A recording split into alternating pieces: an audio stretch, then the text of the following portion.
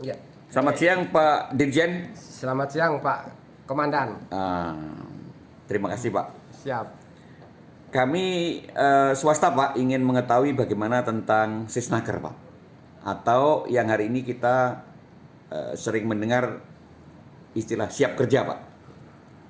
Ya, Sisnaker itu dulu Sisnaker, sekarang kan udah namanya kita cuma ini sudah menjadi siap kerja ya.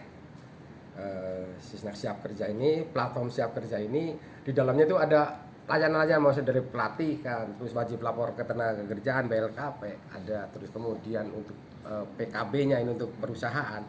Dan yang satu lagi yang untuk kita ini di Bina Penta adalah salah satunya adalah yang berkaitan dengan masalah AK1. Kalau zaman dulu itu AK1 kartu kuning. Itu masih manual. Sekarang kita karena era digitalisasi, kita udah pakai digital. Ini siap kerja ID. Nah, siap kerja ID ini nanti ini sebenarnya kan sudah berlaku dari zaman dulu nih. Ada kartu kuning sebagai catat yang dicatat oleh dinas-dinas ketenagakerjaan di seluruh Indonesia atau dinas yang menangani masalah ketenagaan. Itu dulu dibikin. Nah, sekarang kita udah ID. Artinya kita harus mengikuti situasi kondisi kita yang sudah masuk ke era digitalisasi. Jadi ID tidak perlu harus di negara daerah asal, di mana saja bisa. Kan gitu Pak Ketum, artinya kita masuk dalam era digitalisasi kan, kita kan kerja kapan saja, di mana saja. Itu kan nggak ada masalah. Termasuk yang ID siap kerja, kartu kuning zaman dulu, sekarang namanya siap kerja. Dan ini yang berbasis pada NIK. Jadi nanti misalnya ada orang yang tinggalnya di Depok, padahal dia orang NTB, ketika dia bikin kartu siap kerja, nanti di situ akan terdetek di sistem kami domisilinya Depok, aslinya NTB.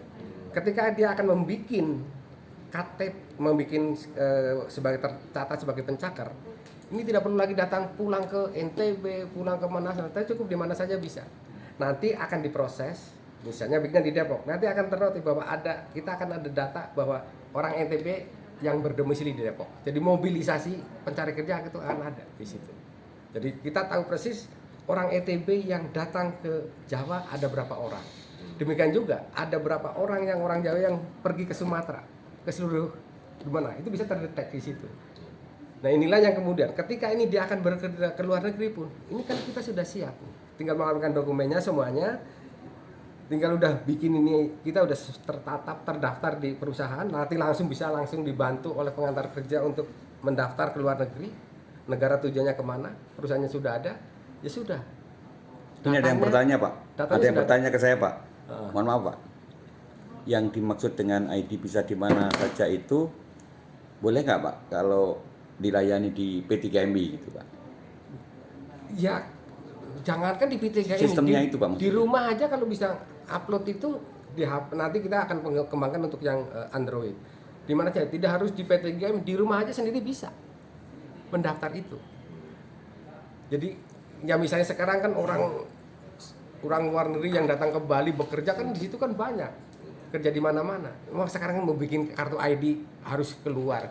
Pertama akan efisien waktu, kedua efisien uang untuk pergi keluar beli bensin lagi naik atau mungkin naik Gojek kan ada uang. Ini sudah minimal kita sudah ada efisiensi mengeluarkan biaya pencakar.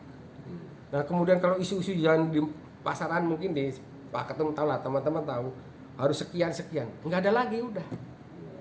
Calo semoga udah nggak ada lagi di semuanya nih. Ini udah bebas nih. Artinya ada efisien yang luar biasa nih. Kalau kita katakanlah mungkin Pak Ketum, kalau kita orang katakanlah ada 1.000 orang atau mau bikin katakanlah 1 juta orang akan 500 atau 500, contohnya 100.000 orang akan bikin KTP, sebagai tenaga sebagai cakar, harus datang ke kabupaten. Kalau satu orang katakan harus mengeluarkan 10.000 kali 100.000 berapa nih orang yang harus dikeluarkan oleh pencari kerja? Tinggal ngitung aja semuanya. Kalau ini ada kan tidak ada tuh, tidak ada yang dikeluarkan oleh si pencakar.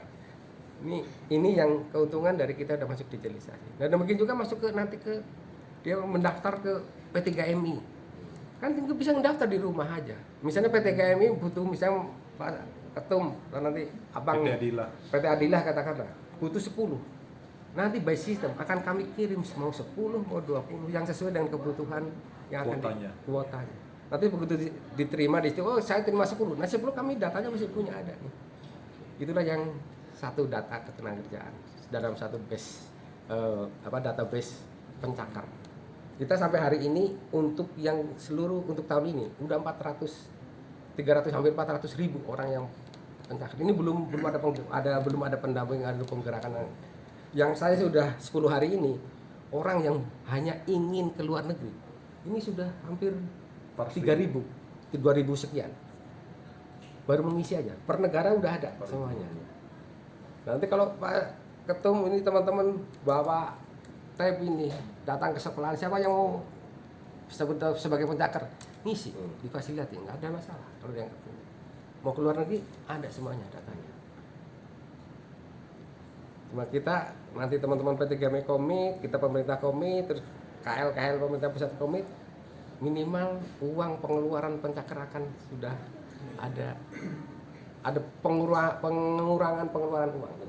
Gitu Pak Ketum. Ini yang dari sisi dari ID-nya aja.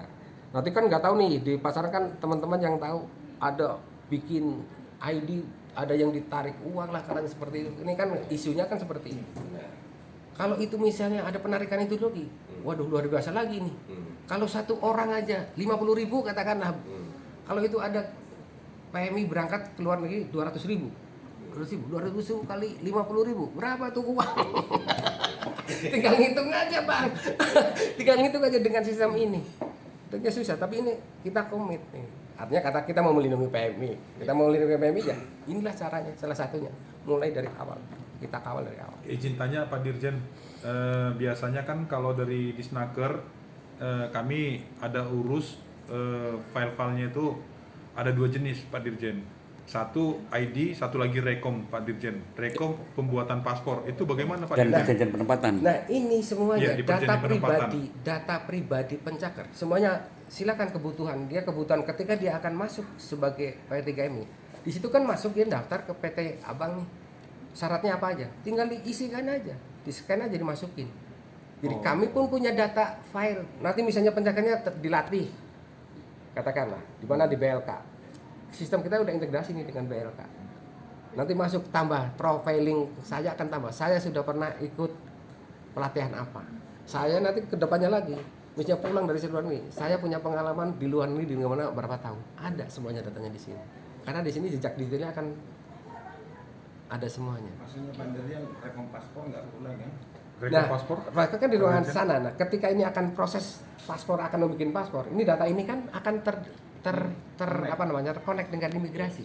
Oh. Dia bikin nicknya segini, nanti begitu nomor paspornya ada di sini semuanya ada nih. Udah di link semuanya Pak. Ya nanti tinggal kita akan omongkan dengan imigrasi untuk link. Misalnya nanti dengan mana lagi dengan BPJS nih kita udah integrasi. Begitu dia daftar dia sebagai peserta BPJS tinggal klik cari di sana nicknya ada di saya. Nanti profiling saya pernah ikut BPJS. Nanti bentuk berikutnya lagi ketika ke luar negeri lagi nggak perlu lagi pakai nomor baru, nama peserta kan udah ada. Udah ada, dia tinggal begitu pulang ke Indonesia. Kemudian pulang ke Indonesia, katakan terus kan nggak wajib BPJS nih. Begitu berangkat ke luar negeri lagi, kan datanya masih ada. Kasih nick, pernah keluar ke Hong Kong. Jadi double orang. Terus kemudian dia pergi lagi dari Hong Kong, terus kemudian tahun depannya akan ke Taiwan. ID satu. Cari, kita udah integrasi. Oh dia pernah, ya yang dilanjutkan aja, nggak perlu ngisi lagi. Karena nick udah berdasarkan nick kan ID-nya Pak ya. Kalau dulu kan Kalau misalnya nanti ini bahasanya nick, terus BPJS kartu atau keanggotaannya nih, misalnya sama nih, ada bikin kartu lagi nih BPJS. Monggo aja berikan nomor keanggotaan di situ. Tapi semuanya kan kita ininya kan pakai nick semuanya. Kemanapun lari kemana-mana udah pakai nick. iya, one single data ya. Iya. Ini luar biasa. Nah cuma kita nih akan kalau pertama ada yang nantang-nantang, pasti ada apa-apanya nih. Pasti ada apa-apanya nih.